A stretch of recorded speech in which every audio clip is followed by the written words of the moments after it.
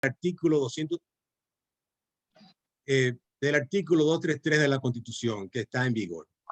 Ese es un artículo que atribuye al presidente de la República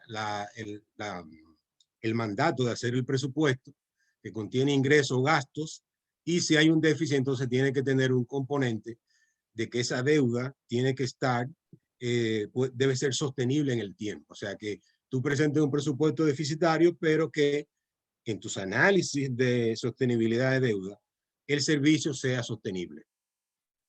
Ese artículo es lo que yo he llamado en artículo de opinión y de debate, un matrimonio trial que es legal.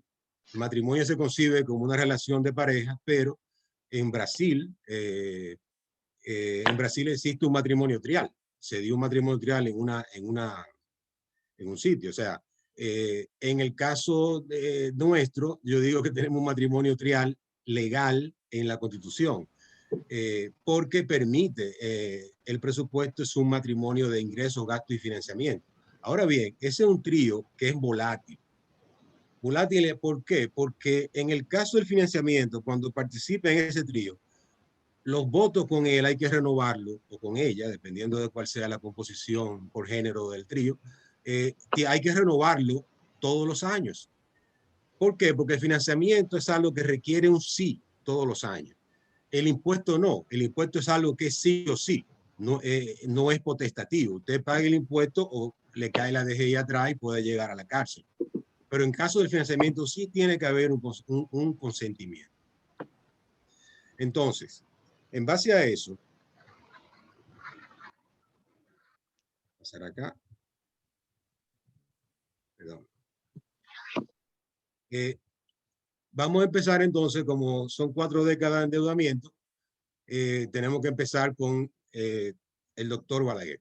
El doctor Balaguer es bastante conocido. Él no creía en financiamiento externo, invertía con recursos propios, y para él una generación entonces era que tenía que soportar los gastos de inversión, su presa de Tavera, sus edificios de vivienda, todo ese tipo de cosas, ¿no?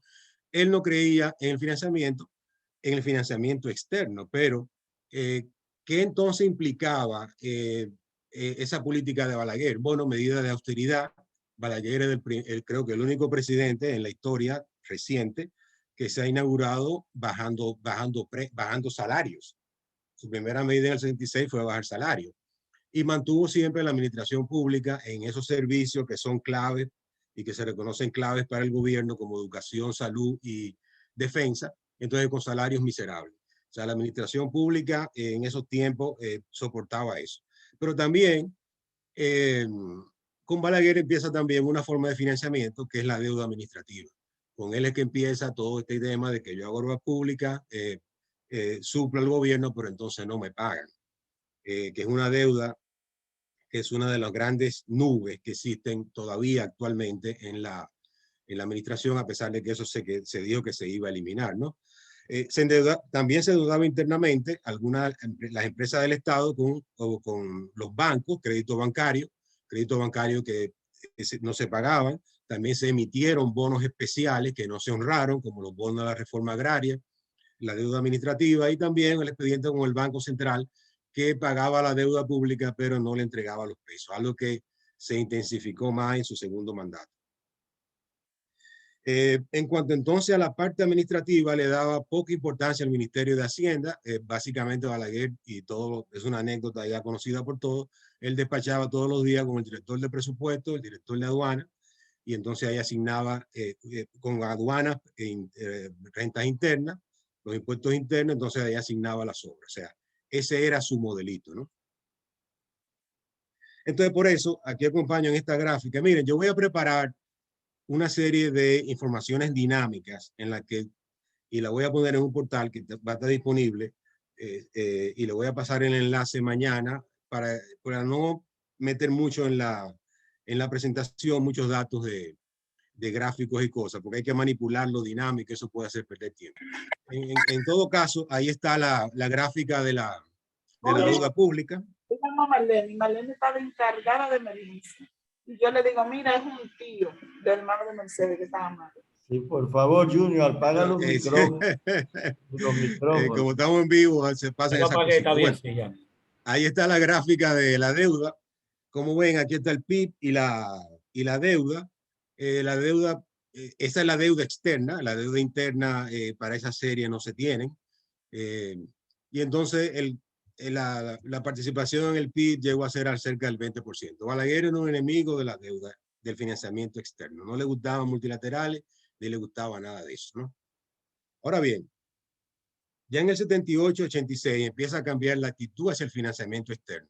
Pero claro, como se venía de una cultura en la que el financiamiento era una mala palabra, acuérdense, tal vez ustedes, algunos de ustedes se acuerdan el famoso préstamo de los 185 millones que sometió Jorge Blanco al Congreso. Eso fue bueno, esa cifra yo creo que es tan recordada como el famoso $500,000 para la universidad, o sea, porque fue un préstamo que lo acabaron en la prensa. Una que me invitaron Pero para esa época también empieza a mejorarse relaciones con los multilaterales, relaciones con los bancos, y ya empieza a tener entonces la administración un concepto diferente de lo que es el financiamiento. También en ese tiempo, acuérdense que pasó el huracán David, entonces me encontré, por cierto, preparando esta charla con algo que vale la pena dedicarle aquí un minutico. Yo creo que esto...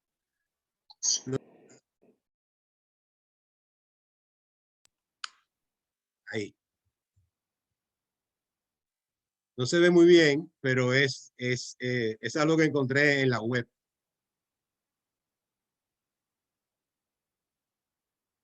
No se escucha.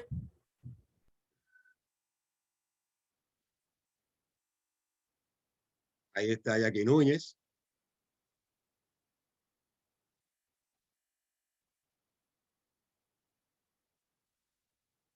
Anthony Ríos. Freddy.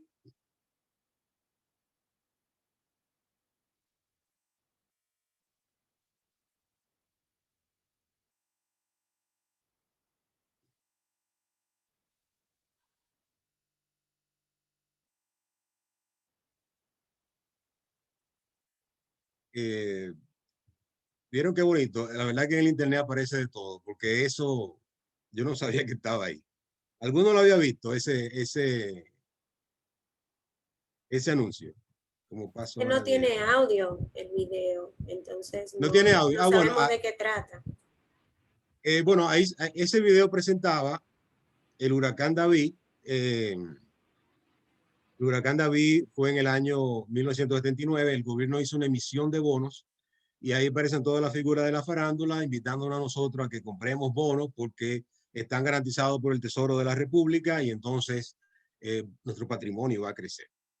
Si ustedes conocen a alguien que le creció el patrimonio por el bono del huracán David, no lo va a encontrar porque ese bono fue de los que no se pagaron. Eso se unió a una larga lista de bonos que tampoco pagó el doctor Balaguer. Esos bonos no se pagaron.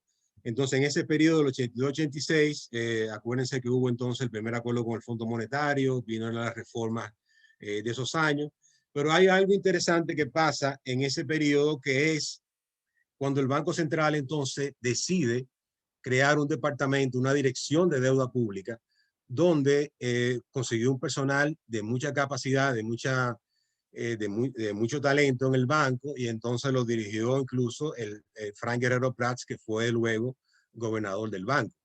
Un grupo de técnicos muy competentes que empezó entonces a organizar el tema de la deuda, a organizar una oficina de deuda. Pero en el 86 vuelve Balaguer, vuelve de inmediato a su modelo anterior, de presa, carretera, infraestructura sin tomar prestado. En ese periodo ocurre la crisis de la deuda del año 88. En el año 89 el país tenía grandes atrasos con las multilaterales. Yo trabajaba en ese tiempo en la Fundación de Economía y Desarrollo y publicamos en la gráfica del día una sección que yo llevaba, los atrasos del país con todas las multilaterales, con los bancos. Una información que nos mandaron del Fondo Monetario, porque incluso ni el mismo Banco Central la tenía, y la recibimos para precisamente comenzar a formar la conciencia de que con estos atrasos el país nunca iba a tener acceso a fuentes de financiamiento externa. Viene la crisis del 90, se hacen reformas tributarias, ahí entonces el gobierno tiene finanzas más holgadas, Hacienda empieza a hacer algunos esfuerzos para mejorar su registro, pero lo hace en base a donaciones puntuales que entonces se daban, se acababa el dinero y adiós te dije. Pero Banco Central sí iba fortaleciendo su oficina de deuda, haciendo ese servicio para el gobierno. Y en ese tiempo también empieza el Banco Central a introducir los certificados financieros del banco para fines de política monetaria, y empieza a mejorar mucho las competencias en sus áreas de tesorería y de valores. En esos años también, durante la reforma, se crea nace el programa SIGADE o el programa DEMFAS, DMFAS. Esa fue una iniciativa de la UNTAC que en vista de la crisis de la deuda, uno de los problemas que se determinó con los deudores y los acreedores era que no se podían poner de acuerdo, no había conciliación. Y el problema nuestro de oficina de deuda poco organizada parece que era muy común entre países emergentes, porque eso entonces es lo que lleva a la UNTAC a generar entonces donaciones para crear un cuerpo de asesores de deuda y programadores que crean este programa maravilloso que entonces permitió a muchas oficinas de deuda ir organizando. El Banco Central lo consiguió en el año creo 94 o 95 y empezó entonces a utilizarlo para llevar la deuda en ese formato. Entonces, hasta el 96, que tengo acá la gráfica, también vemos que la deuda externa tampoco es que crece mucho. Sí, como porcentaje del PIB comienza también un poco a bajar por el tema de la crisis bancaria, entonces de la crisis del 85, etcétera, ¿no? El hecho es que la deuda tampoco fue un componente importante para el financiamiento público. Viene la época 96-2000, en la que entonces empiezan a hacer cosas interesantes. Una primera es que el gobierno decide cambiar su reputación crediticia. Señor, el gobierno en el 96, como yo pongo acá, no le daban ni el último número del SAN en una cooperativa en Hondo Valle, porque un gobierno que no pagaba los bonos que decía que no iban a aumentar el patrimonio, que no pagaba deuda administrativa, que dejaba muchísimas deudas, no podía insertarse en ningún momento ni en los mercados de capitales, ni internos ni externos, ni tampoco el crédito bancario. Los bancos comerciales privados no prestaban al gobierno, querían sus depósitos, pero no los prestan. Pero ahí comienza entonces a cambiar la cosa. Ahí hay que reconocer a Daniel Toribio que de las cosas que impulsó fue, bueno, vamos a la deuda administrativa a documentarla. Y se creó una comisión de deuda que recibió los expedientes de deuda administrativa y crearon entonces este bono que se llamó Ley 104/99. Se recibieron expedientes en Hacienda por 8.000 millones. La emisión que se hizo fue como por unos 5.000 millones.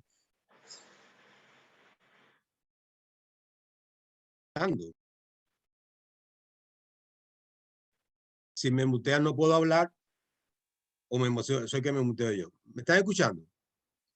Sí. Sí, perfecto, sí. Entonces, la ley 104/99 fue eso, se emitió para pagar deuda administrativa. Entonces, ya es una forma del gobierno ir mejorando su reputación crediticia. Lo emitió a 7 años, al 7% de interés. Las tasas de interés eran más altas en ese momento, pero los bonos a la gente se le entregó algo que podían ir al mercado de capitales, a un banco, a un tercero, y entonces cambiarlo. Y una cosa, esos bonos comenzaron a pagarse religiosamente. Eran bonos físicos que tenían entonces, se pagaban trimestrales y entonces tenían su cartulina de pago de intereses que había que desprenderla y llevarla al banco de reserva y ahí cobrar sus intereses. Pero con eso se empezó entonces a respetar el gobierno honrando compromisos de deuda.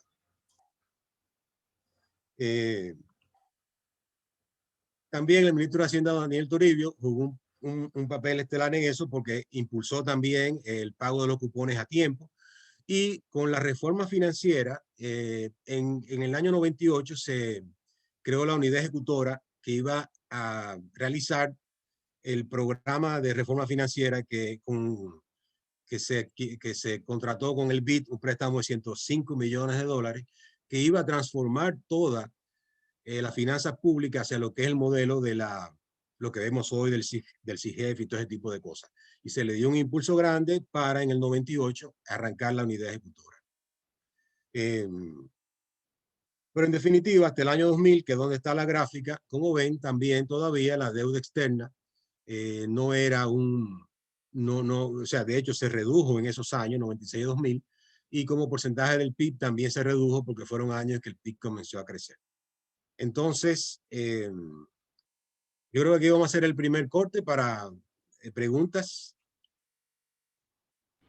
Sí, bueno, ¿hay ahora alguna pregunta sobre esos primeros 20 años de deuda pública dominicana? El periodo, fundamentalmente ahí vienen los periodos de Salvador Jorge Blanco y el PRD desde los 80 hasta el 86, un periodo de 10 años del doctor Balaguer desde el 86 al 96 y 4 años de gobierno de Leonel Fernández, de manera que ahí tenemos tres diferentes partidos, diferentes orientaciones políticas, y en todas ellas hay un endeudamiento de una u otra forma. Entonces, esa es una característica que muestra que el endeudamiento durante esos 20 años, desde mi punto de vista, ha sido siempre una palanca de la economía dominicana para la inversión pública. Y en muchos casos también un endeudamiento que ha sostenido gastos corrientes y que de alguna manera durante la década de los 80, que fue conocida como la década perdida de América Latina, fue un incremento sustancial que posteriormente obligó a lo que fue la renegociación de la deuda con el Club de París en los años 90, a principios de los 90, y a un acuerdo con el Fondo Monetario Internacional que favoreció entonces la transformación de la economía dominicana durante la década de los 90, que fue una década que se caracterizó por una transformación total, tal vez la más extraordinaria transformación del modelo económico dominicano. Esto estuvo muy vinculado a la situación de crisis de los 90, que fue resultado justamente de un tema de déficit público que conllevó un incremento de la deuda. Ahora yo quisiera ver algunas de las intervenciones, de las preguntas. Tengo a Franklin Vázquez que pregunta ahí que cuál era el uso de la deuda en ese periodo, los sectores beneficiados, los resultados. ¿Para qué se tomó prestado, José Alfredo?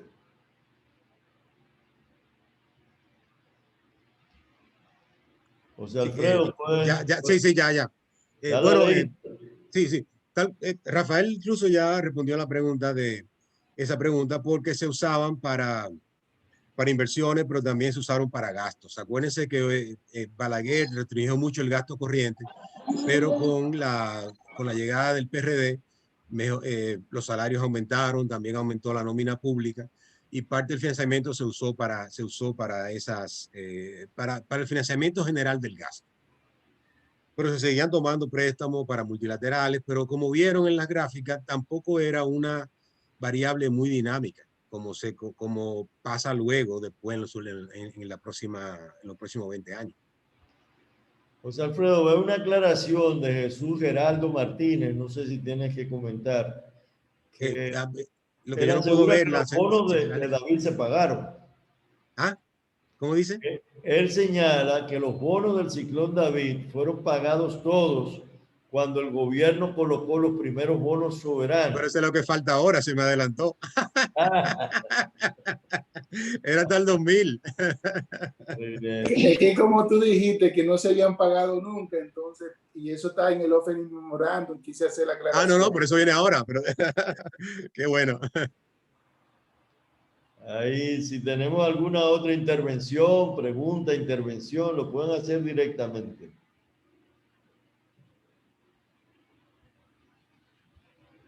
Yo tengo la mano levantada. Johanny, adelante, Johanny. Sí. Alfredo, yo le quiero preguntar. Entonces, ¿se puede decir que los fondos públicos, si se administran con pulcritud, pueden ser ellos sostenidos en el tiempo y es, como dijo el señor Espinal, un aliciente, un apalancamiento para que la economía arranque y puedan ser sostenidas con su crecimiento y en el tiempo. Sí, es lo que decía al principio, que esos son los supuestos en que podemos explicar a la clase política impulsando que se creen las capacidades y las capacidades para tener una oficina de deuda. O sea, la clase política se impulsó la creación de una oficina de deuda contando con eso. Y la idea es partir de que eso es lo que mueve la acción, pero ya en la práctica, si el gasto es pulcro, ¿no? Etcétera, ya eso son otras cosas, ¿no? Ahí tenemos cada quien una opinión y entonces ahí, pero en teoría eso es, y eso es lo que recoge el presupuesto en la Constitución. Sí, es importante destacar, José Alfredo, y me permito intervenir, que tú tienes una gráfica que muestra a los años 90 el comportamiento de la deuda. Si tú la vuelves atrás y la vemos, en esa gráfica se observa un detalle que es importante. La deuda, Acá. a final de los años 90, la deuda empieza a bajar y empieza a bajar la deuda pública, pero al final del año 2000 empieza un proceso que no se refleja en las cuentas públicas y es que empieza a haber un endeudamiento privado. Ese endeudamiento privado que se da a finales de los 90, posteriormente, y probablemente lo veremos en la segunda sesión, es parte de lo que genera la crisis bancaria del 2003. Aparte de la regulación, es que los bancos privados se endeudaron en dólares de manera importante a finales de los 90 y principios de la década del 2000. Eso, en ese momento, estaba asociado a tasas de interés internacionales relativamente bajas, lo que permitió también a la República Dominicana mejorar su perfil de deuda. Y eso favoreció durante el gobierno del presidente Fernández un crecimiento incluso económico importante sin necesidad de apalancamiento con deuda, sino disminuyendo incluso la deuda durante ese periodo, que fue un periodo que se capitalizó a través incluso de la venta de las acciones de las empresas públicas a través de la ley de capitalización de la empresa pública, lo que entonces permitió un ingreso de capitales distinto a la tradición del ingreso de capitales por endeudamiento. Y eso es un elemento interesante de este periodo. José Alfredo. Excelente, excelente, Rafael. Así es, de hecho, quien primero emite bonos internacionales es una empresa privada, Tricón. Tricón llegó incluso a emitir bonos fuera, bonos corporativos. Sí, bien, entonces pasemos al, si no hay otra pregunta. Pasemos, si hay una pregunta que dice que por qué razón, pero eso lo puede contestar en la próxima, al final. Ramón Ramírez pregunta, pero creo que sería mejor hacerlo al final de tu intervención. Okay, vamos a seguir con la segunda mitad, entonces. Ok, entonces ahí vamos. Entonces, me quedó este slide sin animación. Bueno, ¿qué pasa 2000-2004? Hay una cosa interesante. El PRD asumió el compromiso de hacer la reforma financiera del Estado. Eso es algo que hay que darle su crédito porque los libritos anteriores de una centralización en el gobierno, en el presidente, de toda la parte financiera, podía ser un atractivo, pero en el 2000 no. O sea, el PRD se montó en la reforma. O sea, vamos a seguir la reforma del Ministerio con el Banco Interamericano de Desarrollo y le dio mucho impulso. En eso, el Ministerio de Hacienda entonces iba a pasar a jugar un papel estelar con todas las transformaciones que iban a haber en presupuesto, contraloría, tesorería, crédito público. Y en el caso de crédito público, es interesante, era arrancar de cero, porque En el gobierno existía presupuesto, contraloría, tesorería, pero crédito público en Hacienda era simplemente un departamento que se encargaba, un departamento para pagar la deuda de las entidades públicas, INESPRE, la CDE, la CDE, CORDE, todas esas empresas, para pagarla al Banco de Reserva. Pero existía la Comisión de Deuda, que era la que administraba la deuda administrativa. Existían esos dos departamentos. Pero en cuanto a deuda externa no había nada. De hecho, yo llego como consultor nacional de crédito público y la oficinita era una oficina muy pequeña que estaba al lado de un baño en el sótano. O sea, no tenía importancia. Pero con todas estas reformas, crédito público tenía una visión de ser, a diferencia de otras entidades de otros, ¿cómo le llaman ellos? Los rectores. Con crédito público se iba a buscar la centralización operativa y administrativa de la deuda y normativa. Centralización normativa y la centralización administrativa. En los demás modelos, en lo que han dado cursos de deuda, de estos módulos de finanzas públicas, presupuesto, por ejemplo, es centralización normativa, descentralización operativa. Con la deuda no, la deuda era centralización operativa y también normativa. Entonces ahí el PRD le da impulso al proyecto. En Hacienda, entonces, lamentablemente el ministro que estaba no le daba mucha importancia al tema. Él descansó mucho el tema de la deuda externa en Carlos Despradel, que estaba en el Ministerio de Economía. Y entonces, ahí, por ejemplo, para darle un dato, el SIGADE, que es el software para el manejo de la deuda, costaba $100,000. Y entonces la directora del proyecto va donde él, le dice que ese es el gasto para la inversión que hay que hacer. Y dijo, ay, no. Y entonces se detuvo el proyecto casi 6 o 7 meses y hubo que buscar los fondos en otro lado, porque esa era una contrapartida que tenía que ser nacional. Pero nada, se siguió adelante, se consiguió el SIGADE, también empezó crédito público a hacer las reestructuraciones de deuda interna, por ejemplo, con el Banco de Reservas. Yo estuve en esa negociación, fuimos allá, le llevamos la cartera de préstamo, vamos a renegociar, estos son los términos, ¿qué te parece? Y entonces todos esos préstamos que eran de INESPRE, identidades del Estado, pasaron a ser deuda del gobierno. O sea, porque todo este cambio en la administración de la deuda es que el deudor de la deuda pública es el gobierno, el Ministerio de Hacienda. Entonces, el deudor es el gobierno. Pero el proceso administrativo o las reformas de crédito público no fueron tan rápido como se esperaba, porque fíjense que la primera emisión de bonos soberanos que ocurre en ese periodo se hace a cargo de una unidad externa. Fue una unidad ad hoc que trabajaba con el presidente, que hace todo el operativo de la deuda pública. O sea, el que contrató a los bancos de inversión, el que preparó el prospecto, o sea, todas esas actividades que eran de una oficina de deuda, la hizo esa unidad. Y fue una emisión exitosa. Pero ya para la segunda emisión, ya entonces ahí comenzaron a participar ya técnicos de Hacienda. Y de hecho la unidad que se creó tuvo un papel secundario.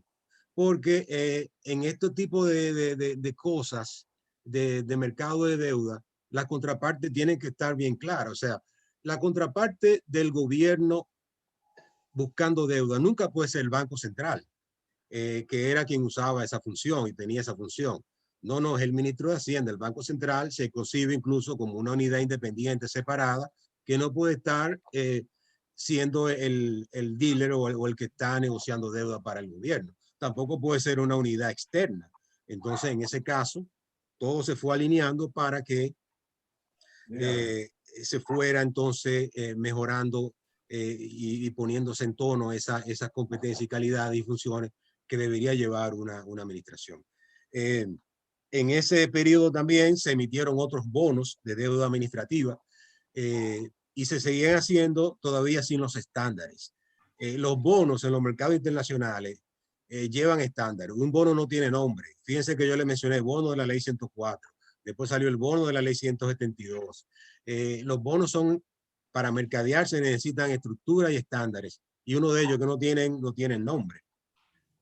Hubo un bono que nosotros le pusimos una característica. Bueno, eso también fue un producto de la unidad que se creó fuera de Hacienda, que creó un título que tenía una indexación por inflación trimestral, pero entonces al cupón de intereses, no al capital, que es la forma como se indexa. O sea, pero todas esas cosas se fue aprendiendo sobre la marcha. El hecho es que había la intención de que se fuera trabajando en esa línea, ¿no?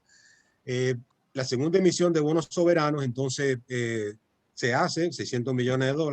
La primera, yo le voy a, como le dije, yo le voy a indicar aquí varios recursos y de cosas que yo he escrito. Yo escribí un artículo sobre esa primera emisión de bonos, pero no lo voy a repetir aquí, que era muy particular.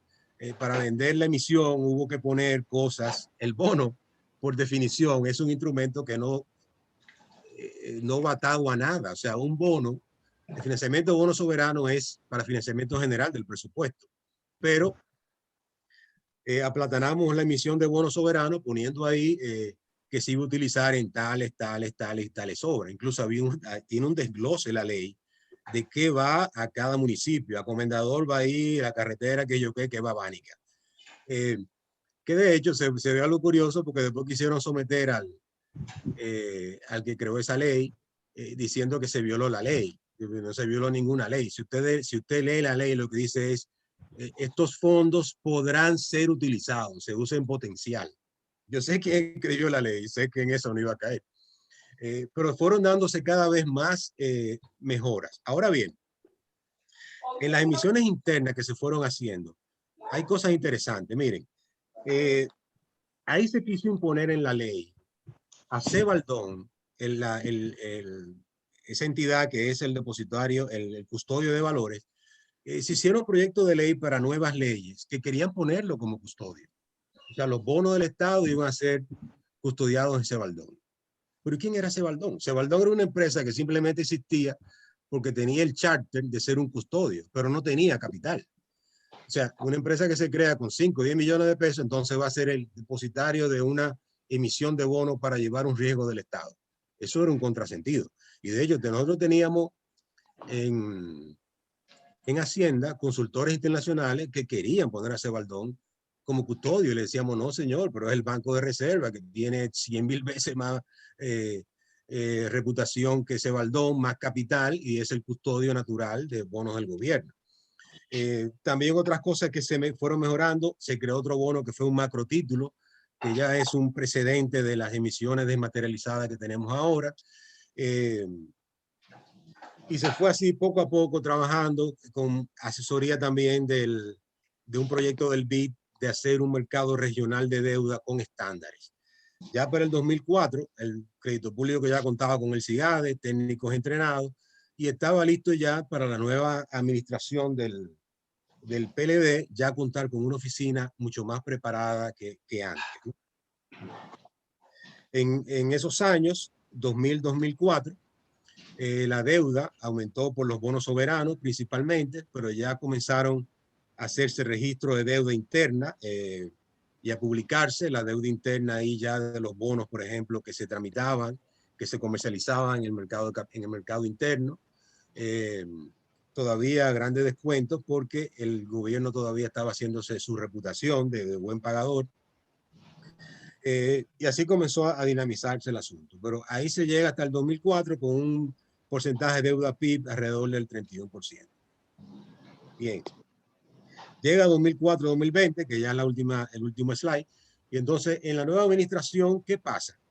El PLD se pasó 4 años fuera del gobierno y entonces repentinamente llega, se encuentra con este proyecto de reforma que le ha dado un impulso grande el Partido Revolucionario Dominicano, pero entonces llegó a cambiar cosas. El director de presupuesto, recuerdo que no quería despachar con el asesor del programa de deuda en presupuesto. Él simplemente no lo recibía, ¿no? ¿Y qué es esto? No. Él pensó que iba otra vez a utilizar de ir toda la noche al palacio a que el presidente le diera las asignaciones de las inversiones. También una de las cosas principales que se dio inmediatamente, hubo un funcionario que buscó un poder especial para iniciar negociaciones de gestiones de deuda pública. Todavía no estaba la ley de crédito público, que eso lo prohibía totalmente, pero ya se tenía el uso y costumbre de que era crédito público que iba a participar en todas las gestiones. Pero ese caballero hizo eso y está el lío que ustedes conocen, que es la Sondland, ¿no?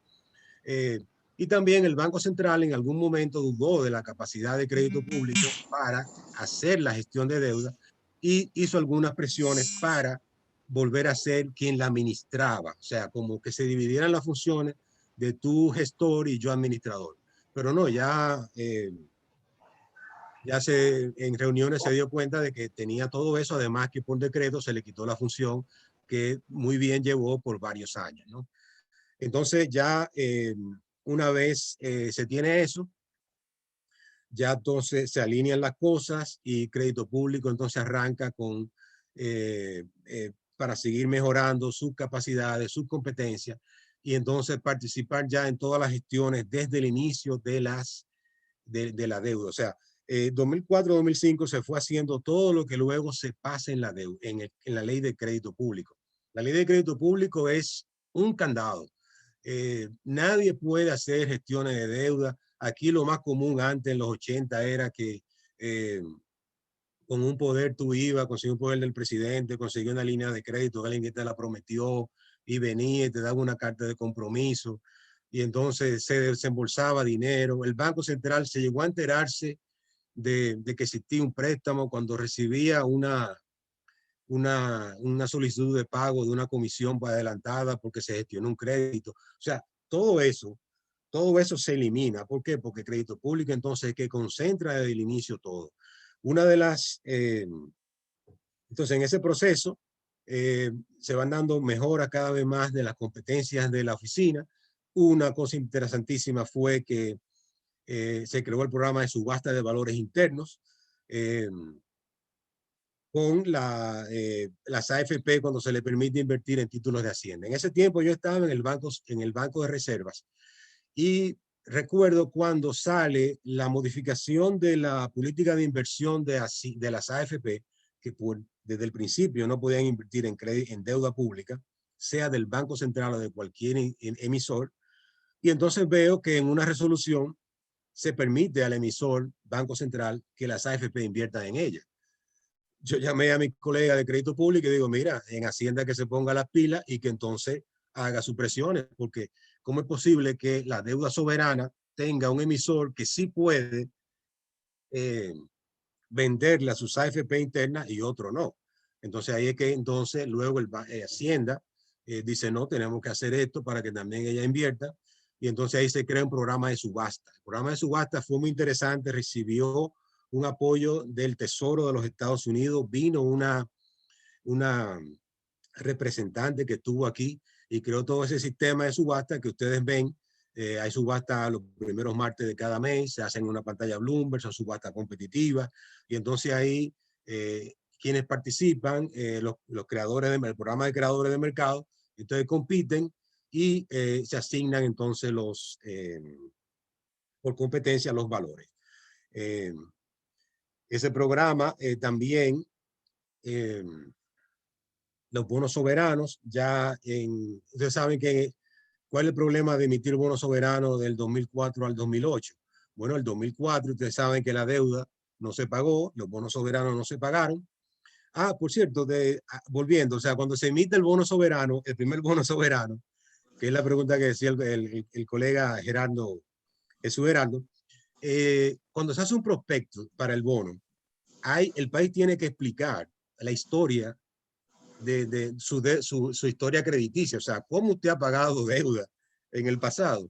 Entonces, los bancos de inversión vienen y se encuentran que por ahí andan los bonos del huracán David, los bonos de la reforma agraria, los bonos de que si yo quién, los bonos de la CDE, y gente que todavía tenía eso. Entonces dicen, no, ustedes tienen que liquidar todos esos bonos. Entonces se llamó, y de hecho hay una nota en el memorándum que explica que se llamó a las personas para que fueran a buscar, claro, el valor facial de su título y el pago de los intereses, pero no indexado a la inflación, sino su valor facial. Yo tengo un amigo que tenía bonos, creo que del huracán David, Y entonces cuando él calcula lo que le van a dar, dice, no, yo lo voy a tener guardado, y lo dejó enmarcado, lo tenía incluso hasta enmarcado. O sea, pero tuvo sí que eliminarse eso, o sea, porque usted no puede emitir bonos soberanos si está en deuda. Entonces, en el 2005, el país no puede pagar los bonos, hace un canje de bonos, pero entonces un canje de bonos y un default es un default bonito. Ahí usted se aísla de los mercados de capitales hasta que vuelva a probar que entonces está en el camino de que va a tener crecimiento, que va a hacer reforma tributaria, que está pagando bien y todo ese tipo de cosas. Entonces, por eso los bonos, se emitió solamente un bono, pero fue para algo específico de una compañía eléctrica. Pero ya en el 2008, entonces viendo la crisis de la deuda, la crisis financiera global, pero ya a partir del 2009 el gobierno, con esa experiencia que tenía, con las mejoras de sus números macro, ya entonces se mete al tema de emisión de deuda de manera exitosa. En el mercado quiso ir por primera vez en el 2009 con 1.500 millones, pero solo colocó 750, luego colocó 750 el próximo año, y de ahí entonces ha sido una historia de todo lo que coloco, me lo compran y cada vez más los bonos se convierten en el principal instrumento para el financiamiento de la deuda. ¿Tú tienes recibo? Claro. Okay. Dentro de una muestra de las competencias, hay un micrófono. Del mes de mayo, que yo lo... Dentro de las competencias, una muestra de las competencias de la Dirección de Crédito Público fue esa negociación que hizo con Petrocaribe de la recompra. Yo tengo un artículo también que expliqué la recompra, se lo voy a poner en un enlace. Fue una operación bastante complicada con Venezuela, pero se logró la conciliación bastante compleja porque Petrocaribe generaba un pagaré individual por cada embarque. Eso fue, se pasaron casi 15 días el equipo de crédito público para conciliar, y luego se hizo esa operación exitosa del mercado de capitales para la recompra. Entonces, aquí está la deuda. Ya ustedes ven cómo ha ido creciendo el PIB, va creciendo también la deuda interna y externa, por lo que le he explicado. El porcentaje entonces de deuda PIB, que es un porcentaje de solvencia, va aumentando, pero también van aumentando otros indicadores de deuda, que no va a haber tiempo de comentarlos acá, pero les voy a poner la serie de los indicadores en la que el componente, por ejemplo, tasa variable se va reduciendo, también la deuda se va especificando, porque el éxito de la subasta, más las colocaciones de deuda en peso en el extranjero, ayudan a que baje el riesgo cambiario.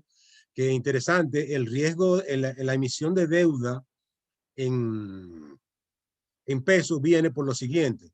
El crédito público tiene un cuadro, que también se lo voy a mostrar cuando cuelgue los recursos, en el que muestra quiénes son los dueños por tipo de persona, por residencia de los bonos.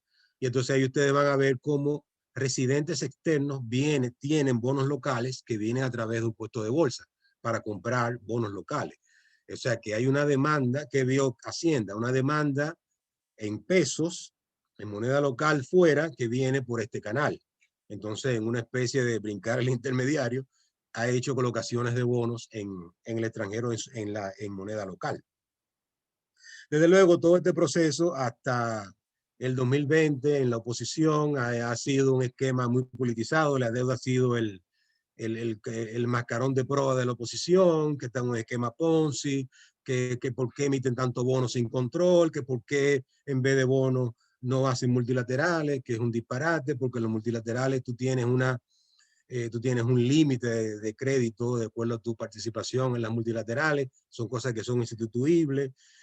Yo participé activamente en esos debates, tengo una colección de casi 50 artículos de opinión que lo voy a poner por ahí.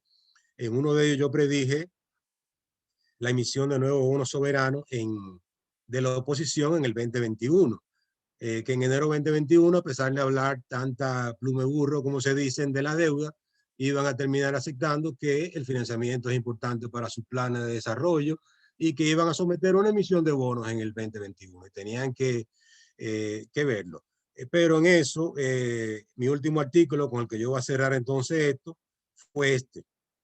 Yo hice uno que es, mi último artículo sobre deuda ha sido este, que fue bienvenida la emisión precoz de soberano, porque el problema de la pandemia obligó entonces a que el gobierno emitiera deuda antes del fin de año. Y entonces, como ustedes han visto en las estadísticas y en todo, la deuda en bono ha crecido enormemente, ha sido el principal elemento para financiar entonces en esta época de pandemia todos los planes sociales, quédate en casa, vuelve a tu casa, toque de queda, quito el toque de queda, vuelve al toque de queda. O sea, toda la deuda se han servido con la cuchara grande con la emisión de bonos luego de que la criticaron tanto tiempo.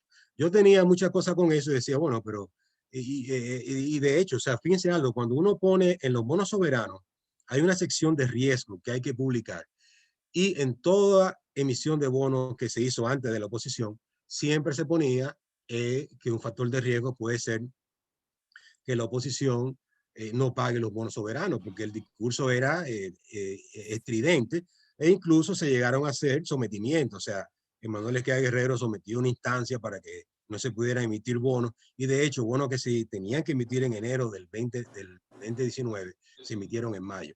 Pero nada, eso es parte del asunto político. Al final todos están muy contentos con el financiamiento, con cómo va la cosa. Yo hace tiempo que, un par de meses que estoy metido en otros temas y no veo mucho los datos, así que ustedes serán que me digan cómo está esos coeficientes que ahora andan por el 51%, 60%, etcétera. Aquí tenemos Henry Brand que sigue mucho las estadísticas de deuda, pero aquí yo paro porque esto es más un conversatorio, ¿no?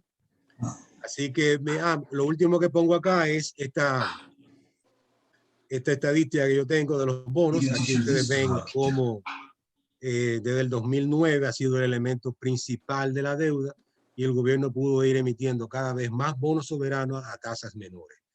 Ese es el éxito de los bonos soberanos, que entonces pica cuando tú eres oposición y tú quieres llegar y tú quieres que el gobierno fracase. Ahora todo es felicidad, ¿no? Entonces nada, yo paro ahí para que entonces pasemos a la parte de preguntas.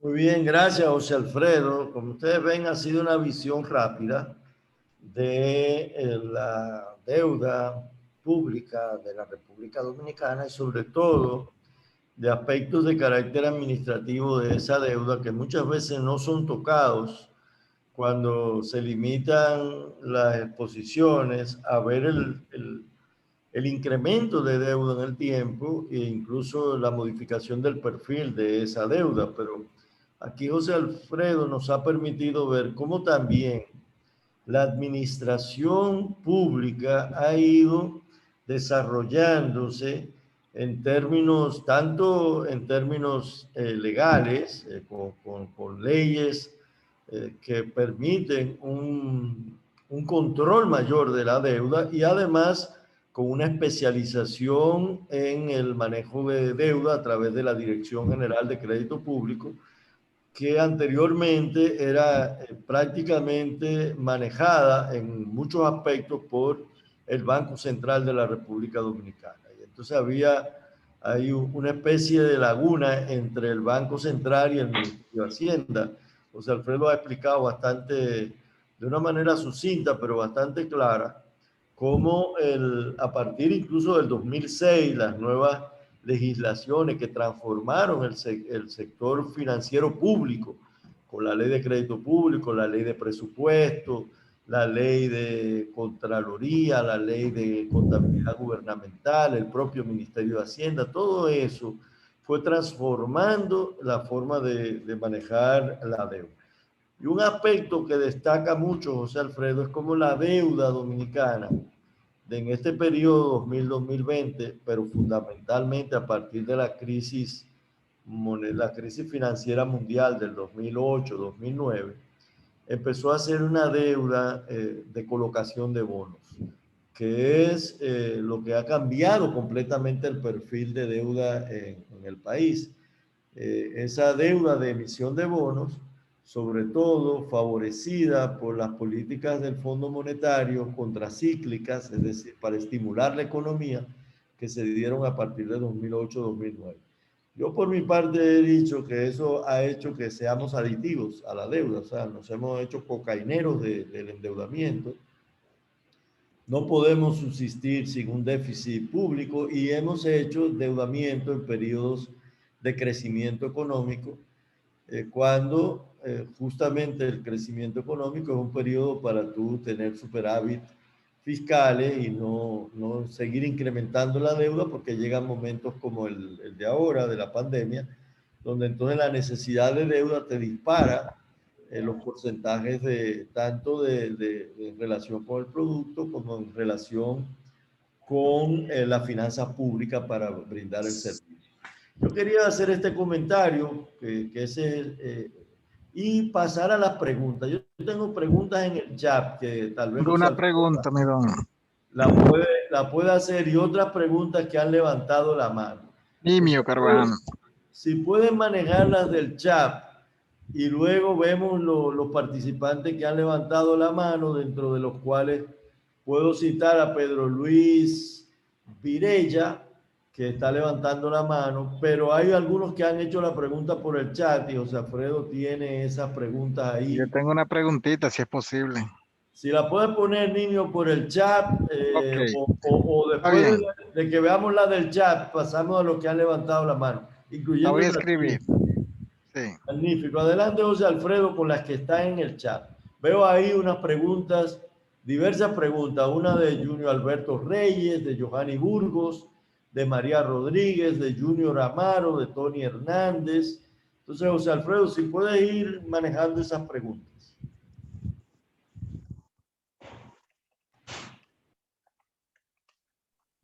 Escógela tú, porque si no yo voy a tomar la más fácil.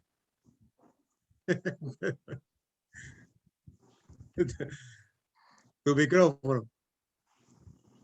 Sí, voy a leerla para que todos, además, tengo, por ejemplo, voy a empezar acá.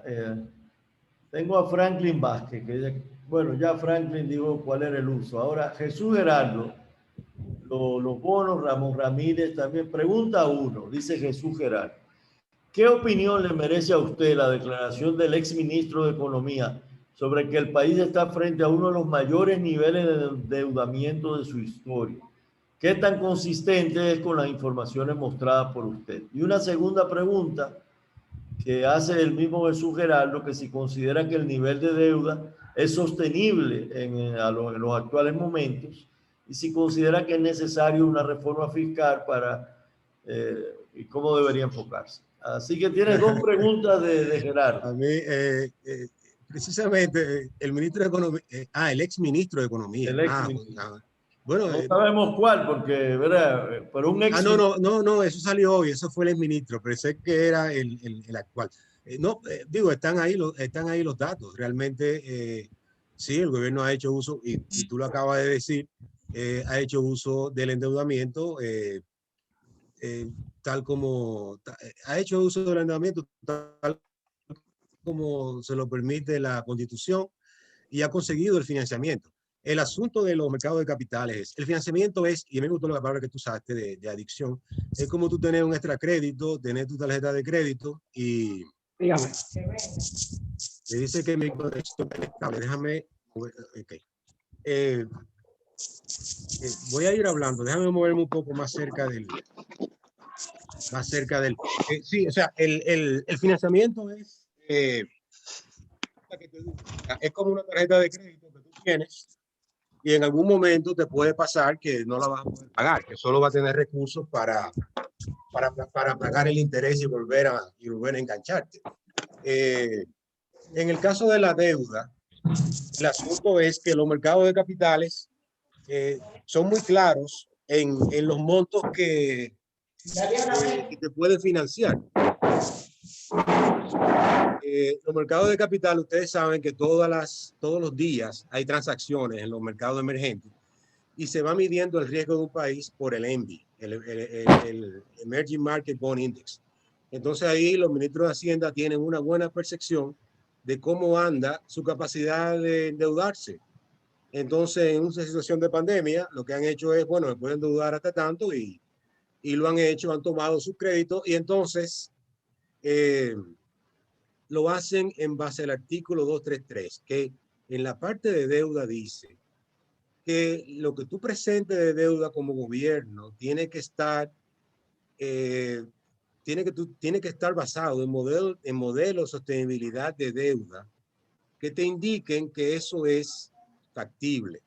¿Qué es lo que pasa con la deuda? Que nos pasamos en la prensa todo el tiempo, que si deuda PIB, que si esto, que si lo otro, que si aquello.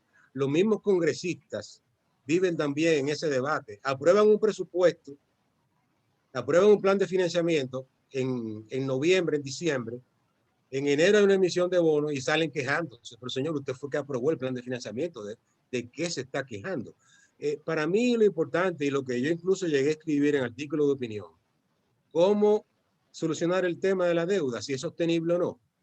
Interpelen al ministro de Hacienda o a la Comisión de Deuda para que cada una de las entidades, que las 3 entidades que forman la Comisión de Deuda, tienen técnicos que especialistas en esos modelos de sostenibilidad de deuda, y invítenlo al Congreso y que en el Congreso ahí se fajen con sus modelitos, con sus cosas, y ahí entonces usted hace un debate técnico con ellos.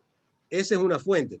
La otra es que los mercados también hacen sus análisis. Y entonces yo lo que digo es que las personas que están invirtiendo en el riesgo dominicano también hacen sus análisis de sostenibilidad.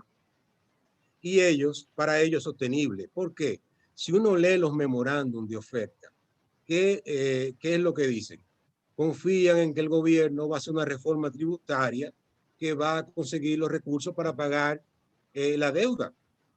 Si ellos confían en eso, entonces te presto lo que tú necesites para tu presupuesto este año. O sea que ese es el asunto. Mira, tenemos otras preguntas. Voy a darte 3 preguntas para ir haciendo unos bloques.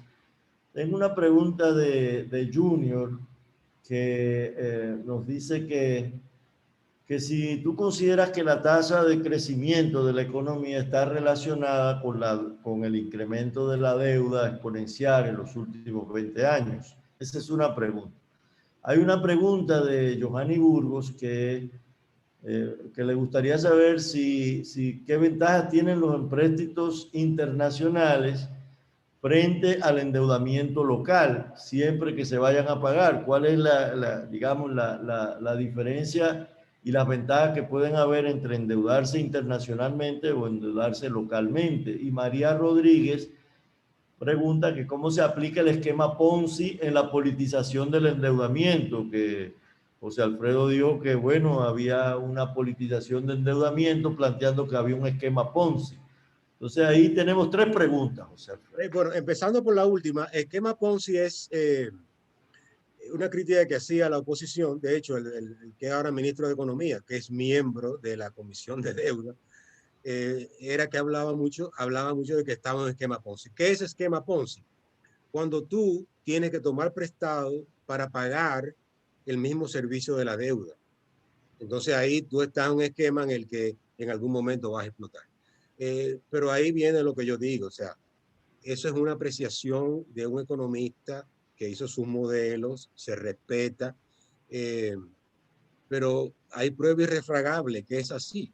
O sea, un modelo da una solución y puede ser bueno, puede ser malo, y bueno, es un modelo. Ahora, ¿en qué yo confío?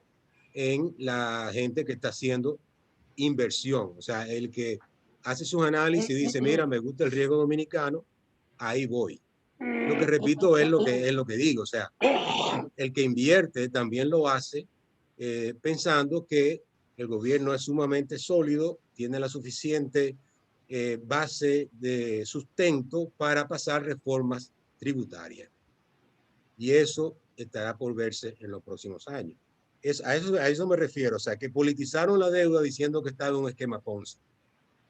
Aumento exponencial de la deuda, lo de exponencial no sé, o sea, la deuda es, yo hago mi presupuesto, estos son ingresos y gastos, pero miren, ese dato de la deuda, o sea, la deuda, lo que yo voy a endeudarme en el año, el ejercicio no es este, que yo junte a los ministros, ellos me digan, díganme sus gastos, y le digan, yo voy a gastar 200. Ah, perfecto. recaudadores, ¿cuánto van a recaudar? Voy a recaudar 150. Ah, ahí está el déficit. 150 menos 200 me da 50. Entonces a esos 50, que es el déficit, le voy a sumar, mira, y de deuda, de pago de amortización tengo 40. Yo tengo que salir a buscar 90. No, el ejercicio no es así. El ejercicio parte de lo que Crédito Público dice que es sostenible buscar para el ejercicio presupuestario. Entonces, el que le pone el tenis al sancocho todos los años en la formulación del presupuesto es Crédito Público, que dice, mira, aquí se puede conseguir tanto. Pero yo quería gastar 200. No, porque 200, 90 yo no puedo salir a buscar. Yo puedo buscar 70. Entonces así se reajusta entonces el gasto. O sea que no es un asunto de salir a coger prestado para cubrir todas las necesidades de gasto que presentan los ministros. No. El ejercicio es más serio y así se hace. O sea, no es algo así arbitrario. ¿Cuál era la otra? José Alfredo, hay una pregunta del buen amigo Joaquín Caraballo del Diario Libre, que pregunta que en medio de la pandemia el tema de los préstamos, si es peligroso en medio de la pandemia, y esto está relacionado con otra pregunta que yo la relaciono las dos. Es una pregunta de Janio Reyes, que dice que si la deuda ya es el 70% del PIB y compromete 1/3 de los ingresos fiscales, ¿hasta qué punto puede endeudarse el gobierno? Es decir, por un lado, Caraballo nos pregunta si es peligroso, y por el otro, Reyes abunda un poco más y dice que siendo ya el 70% del PIB y comprometiendo el servicio de la deuda, los intereses, más bien, 1/3 de los ingresos fiscales, ¿hasta qué punto es sostenible? Esas dos preguntas. Luego hay dos de Petrocaribe que las voy a relacionar.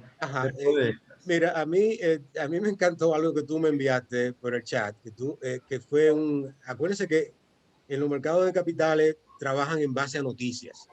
Y Rafael me mandó un corto de no recuerdo la fuente, pero de estos banqueros de inversión que entonces te hacen pronósticos. O sea, los banqueros de inversión asesoran para comprar y vender títulos, ¿no? Entonces tú como banquero tienes la obligación de orientar a tus clientes. ¿Qué decía eso que me mandó Rafael? Él estaba asesorando que compraran bonos dominicanos porque ellos confiaban en que el gobierno tiene más fuerza de lo que la opinión pública, de lo que se persigue, de lo que se percibe en la opinión pública para pasar una reforma tributaria. O sea, mira qué interesante. O sea, es un 70% de la deuda, pero hay gente invirtiendo en bonos que dice que se va a pasar una reforma en que esos recursos van a aparecer y esos indicadores que están altos, 70 ya es hablar de cosas serias, o sea, pero dicen que sí, que se puede sostener. Ahora, esa pregunta, y ahí vuelvo entonces a lo otro. Señores, llamemos a las entidades que hacen estudios y son especialistas en modelos de sostenibilidad de deuda, que lo expliquen, que lo socialicen. Eso no se socializa en la página de Crédito Público, no se socializa en el Banco Central, ni se socializa en la de Economía. Y tienen jóvenes y economistas haciendo eso. Bueno, vamos a meternos en eso. Pero no, ellos son los expertos, ellos son los que están viendo eso. Bueno, exijámosles.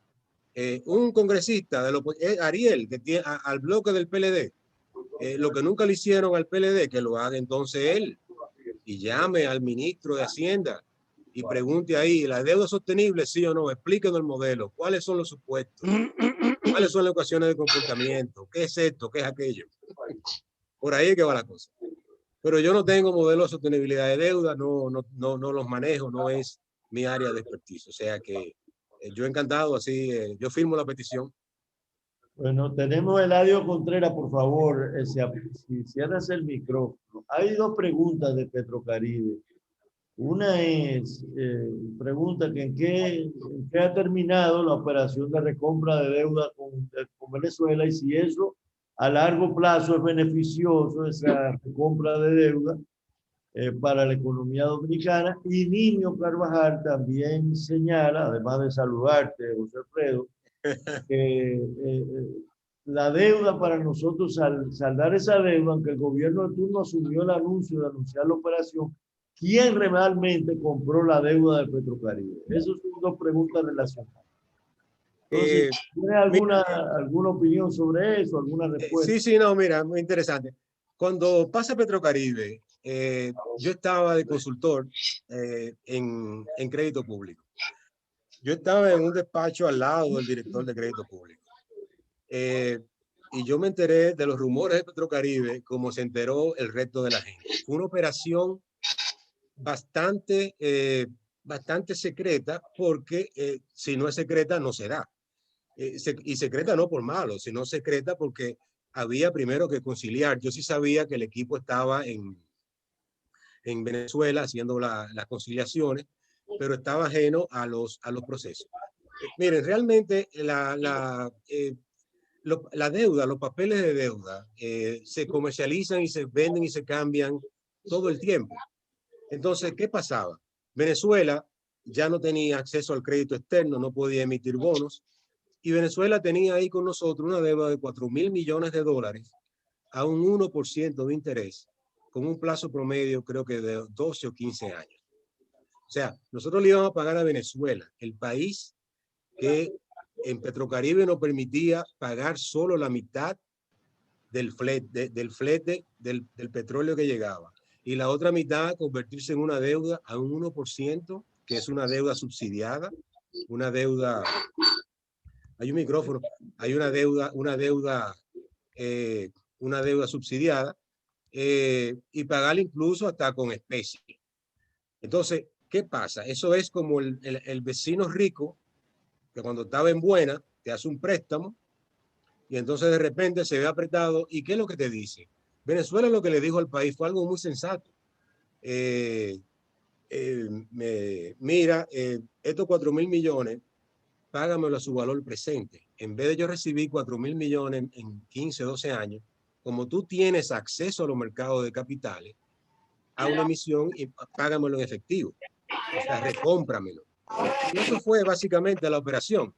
República Dominicana emite bonos en los mercados de capitales y entonces paga el valor presente de esos bonos. Y por $4.000 millones a una tasa de un 1%, el valor es, mire, usted toma, yo incluso escribí un artículo que se lo voy a poner entre los recursos. En una calculadora de bonos, usted pone los datos los datos de la operación y le va a dar exactamente el precio al que se compraron. O sea, una operación por el librito. Ahí no hubo ningún tipo de cosas, especulaciones que se hizo, muchas especulaciones que hizo la gente. O sea, hubo gente que dijo que con eso nosotros estábamos poniéndonos como si los bonos fueran basura. Todo lo contrario. República Dominicana hizo una transacción, consiguió bonos a la tasa a la que se estaba financiando y en base a eso le pagó a Venezuela lo que efectivamente valían sus bonos. Lo que Venezuela hubiera hecho vendiéndolo ella misma. ¿Qué es lo que pasa? Que cuando el gobierno dominicano descubre que bancos de inversión están detrás de esa operación, lo que le dice al gobierno venezolano es, oye, pero ven acá, dejemos los intermediarios, vamos a hablar nosotros. Y ahí fue que se juntaron las dos entidades de crédito público y entonces hicieron una transacción a través de un banco de inversión que hizo la colocación. Pero eso fue una operación triangular de maravilla. De hecho, fue elegida como la mejor operación de mercado de valores en el año en que se hizo. Yo expliqué muy bien todo eso y más detalles se lo voy a pasar en el enlace de un artículo que escribí al respecto.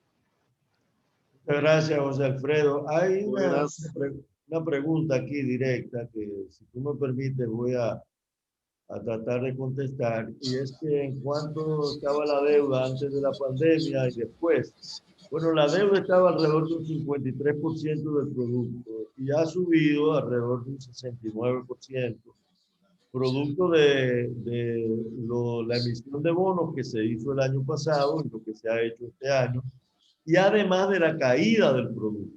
Porque al caer el producto, el porcentaje también aumenta. No solamente es el incremento de la deuda, sino el incremento del porcentaje porque sí varía una de las dos, de los dos componentes, y en este caso el producto, el denominador, pues obviamente sube el porcentaje. Entonces estamos alrededor de un 70% de deuda, como lo dijeron anteriormente. Sin embargo, en mi opinión, el problema mayor no es el porcentaje de deuda en relación con el producto, sino el porcentaje de servicio de la deuda en relación con los ingresos fiscales del gobierno. Porque el gobierno tiene que pagar anualmente y si sus ingresos fiscales no aumentan, pues al aumentar la deuda, aumenta el servicio que debe pagar.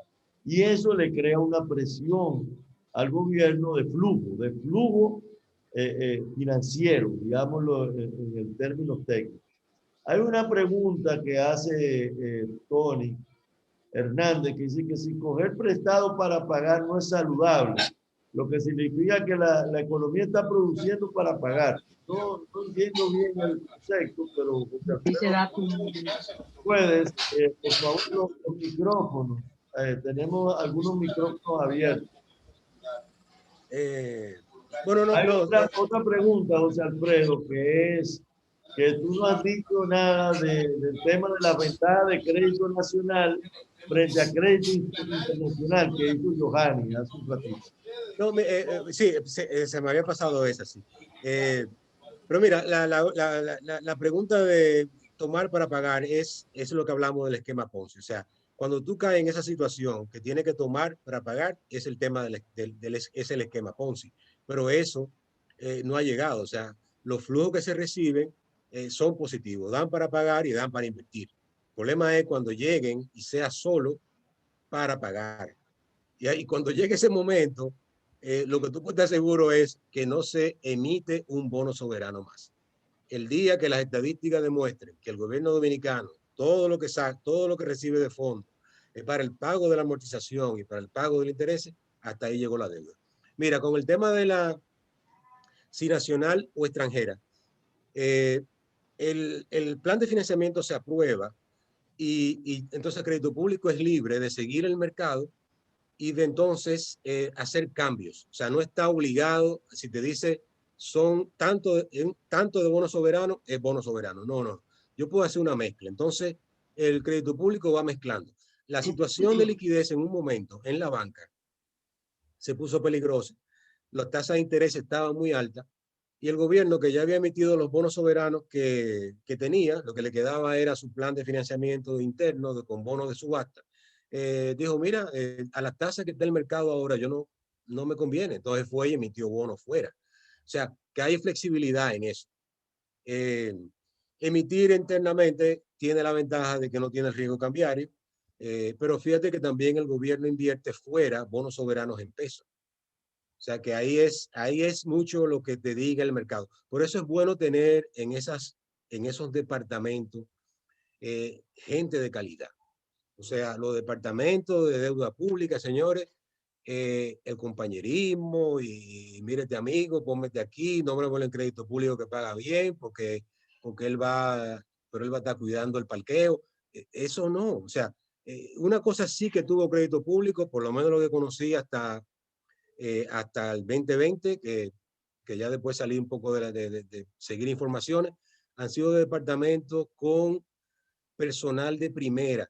Señores, uno de los problemas que se le creaba a crédito público era la salida de esos jóvenes que tenía en el departamento de subasta, que te manejaban Bloomberg, hacían subasta. Entonces, después que los puestos de bolsa lo veían, pero mira qué muchacho más inteligente, ¿no?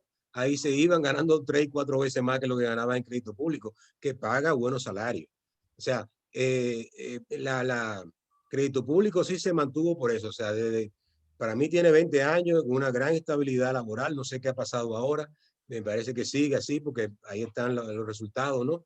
Pero lo que yo conozco es de departamento. Bueno, todavía en agosto 20, ahí había personas que yo conocí cuando entré como consultor nacional de crédito público, que todavía estaban ahí en el área de registro de deuda. Ahí la persona que yo contraté en ese tiempo era la persona más capacitada en Oracle era incluso la contraparte del CIGADE en el Banco Central. O sea, ahí el personal ha sido siempre de primera. Entonces, tanto técnico, administrativo, como en el seguimiento de los mercados. Y eso es fundamental para hacer una buena gestión. José Alfredo, tengo más que nada es una afirmación de Joaquín Caraballo, de Diario Libre, que dice que los gobiernos han preferido coger prestado que revisar todo el sistema fiscal. Siempre hay una excusa para una reforma integral. Y eso está relacionado con una pregunta anterior que decía que si este nivel de endeudamiento obligaría al gobierno a una reforma tributaria, a una reforma fiscal integral, como dice Joaquín Caraballo. ¿Te merece algún comentario? Bueno, en parte tú mencionaste eso, muy interesante, que fíjate, en la época que había mucho crecimiento, el gobierno no hizo una reforma tributaria cuando debió hacerlo, o sea, confió en el financiamiento. Entonces, es lo mismo, o sea, es un asunto de comodidad. O sea, el impuesto siempre es, ¿qué es lo que pasa con el impuesto? A mí, pero mira, a mí me preguntaron una vez, bueno, creo que fue nuestra amiga Lili, cuando participábamos, Rafael, antes de hacer el programa, que una vez me preguntó que yo prefería, que si que el gobierno se endeudara o que cobrar impuestos. Pero ¿y cuál es la respuesta natural? Que se endeude. Yo sé que la deuda la va a pagar impuestos, se va a pagar con impuestos, pero con impuestos futuros. Ahora, yo voy a preferir que me metan un ITEVI a 25 a que él se siga financiando cuando hay un mercado de capitales que está loco por prestarle. No, o sea, pero ahí está el asunto. Y en cuanto a lo de reforma tributaria, oye, eso es, si el gobierno patina y dice, no, mira, el gobierno dice, bueno, yo he visto que hay mucha oposición a la reforma tributaria. A mí me parece que lo mejor para esto es, bueno, de hecho se está en un gran plan social, pero este plan social a lo mejor rinda su fruto en el 23. Y para el 23 es que vamos a estar haciendo una reforma tributaria. Óyeme, si el gobierno dice eso, se desploma el precio de los bonos y no consigue un peso más. El gobierno tiene que mantener la expectativa en los mercados de capitales que va a ser la reforma tributaria, que la reforma tributaria va y que va a tener el consentimiento de la clase política, porque si no se le cae todo. O sea que el colega de Diario Libre tiene razón, o sea, es inminente una reforma tributaria. Y ahí es que el gobierno va a tener su gran reto para convencernos. Ha sido muy exitoso en trancarnos, toque de queda y todo lo que quiera, pero donde va a tener que ponerse la pila fuerte va a ser en esa reforma. Bueno, si hay alguna otra pregunta. Estoy levantando la mano hace rato, Rafael. Pues adelante, con mucho gusto. Sí, buenas noches, colegas. Felicitando a José Alfredo Guerrero por su conferencia. Hemos hablado y oído de todo, ¿eh? Ahorita un colega decía que será prudente tomar prestado para pagar otras deudas, y eso valdría la pena siempre y cuando la deuda nueva sea un costo financiero menor, en caso de que a veces se da. Hay algo, en el país siempre se habla del peso de la deuda con relación al PIB, y tal como se ha explicado ya hoy, eso hasta cierto punto no es lo razonable, porque al final la deuda se va a pagar es con la capacidad fiscal o el presupuesto que está en el país. Y en el país, lamentablemente, hay una presión fiscal muy baja. Hay que subirla. Y ya para terminar, ¿por qué antes de hablar de reforma tributaria no tratamos de eficientizar el cobro de tanta gente que evade y elude, pero básicamente evade sus compromisos tributarios? Porque al final, si la reforma es para establecer más impuestos, va a sobrecargar a los que actualmente están pagando. Gracias, buenas noches. José Alfredo, ¿algún comentario al respecto? Sí, bueno, ya mencionamos lo de pagar deuda con deuda, o sea, y él se dio la respuesta, el compañero, de que si la deuda nueva permite más fondos para eso y son menores, bueno, eso es lo ideal. O sea, si yo consigo deuda a menores costos que la anterior y me sirve para pagar la deuda que tenía, bueno, es Este ha sido parte del crecimiento de la deuda, precisamente. Y sí, el tema de la reforma es eso, o sea, tenemos baja reforma fiscal, pero entonces alta para los que pagan, tenemos alta evasión. Es lo que digo, o sea, ahí el que tiene las riendas ahora es el gobierno del PRM y ahí que tiene que entonces hilar fino para ver cómo nos vende todo este paquete de reforma tributaria, mejora de las recaudaciones, un gasto más eficiente, un gasto menos, reducción del subsidio, qué sé yo. O sea, vamos a esperar. O sea, la cancha es de ellos ahora. Sí, José Alfredo, antes de terminar, quería hacer un comentario sobre, ya que ha habido varias intervenciones sobre el tema del esquema Ponzi o el esquema de financiar el pago de deuda con emisión de deuda. Realmente, en lo que respecta a la deuda pública del sector no financiero, no podríamos decir que hay un esquema de que se toma deuda para pagar deuda. Sin embargo, sí pudiéramos decir que esto está ocurriendo en la deuda del Banco Central. O sea, el Banco Central, al no generar ingresos propios, tiene que emitir nueva deuda para pagar los intereses de la deuda. Y esto ocurre en este periodo del 2000 al 2020. Y eso ha generado lo que se conoce como la descapitalización del Banco Central, porque el Banco Central está incurriendo en un déficit permanente y esto a largo plazo obligaría a pasar deuda del Banco Central al sector público no financiero. Y ahí sí pudiéramos decir, bueno, hay un esquema de pagar deuda emitiendo deuda, y eso, mientras haya confianza en el valor del peso dominicano, mientras haya confianza en los intereses que paga el Banco Central, pues podrá seguirse este esquema. En definitiva, lo que José Alfredo ha dicho, y yo comparto plenamente, es que la confianza en la emisión de deuda, tanto del gobierno como del Banco Central, va generando nueva deuda. Cuando la confianza se pierda, ya no van a querer comprar los bonos, y por más alta que sea la tasa de interés que se ofrezca, los inversionistas van a tener temor. Y en el caso del sector público no financiero, eso obligaría a una necesaria reforma, sobre todo para aumentar la capacidad del gobierno de pagar ese financiamiento. Quería hacer este comentario porque ha habido muchas preguntas sobre si se toma deuda para pagar deuda. Realmente en el gobierno central, el sector público no financiero no ocurre, pero sí de alguna manera el Banco Central tiene que montarse en una rueda permanente de emisión de certificados. Excelente comentario, excelente comentario. Y creo que abriste la oportunidad de una segunda charla para un experto, digo, continuar esta charla, pero con otro experto, con un experto en el tema de Banco Central.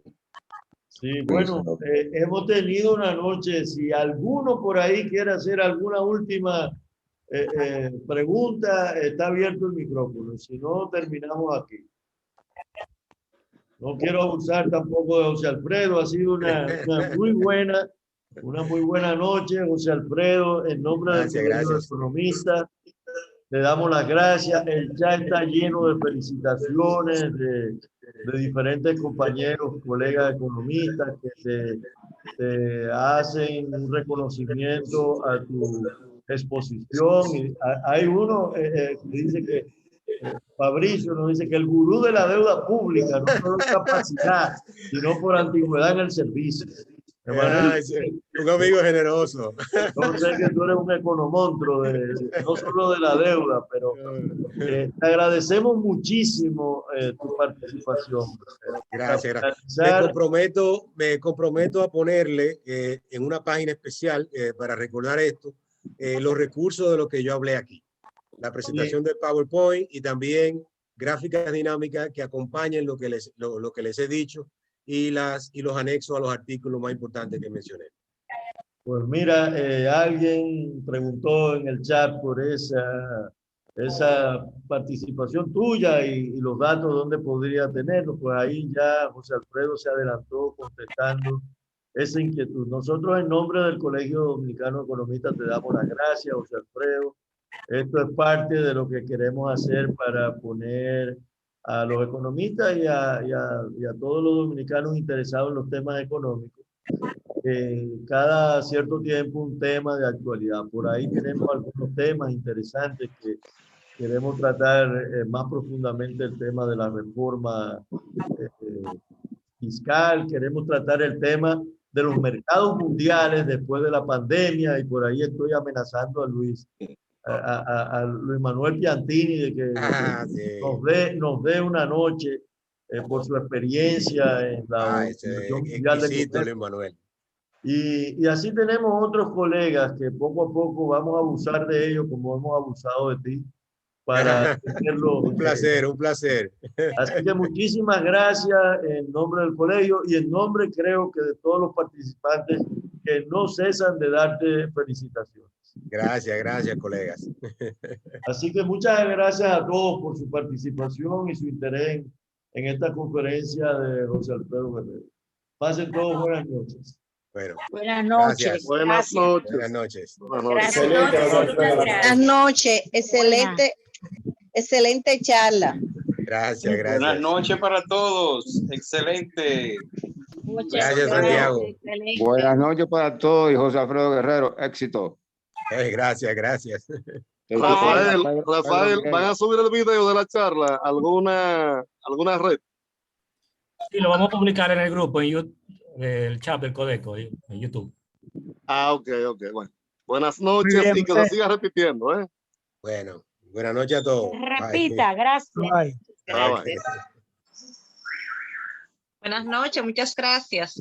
Gracias, gracias, gracias a todos. Bye.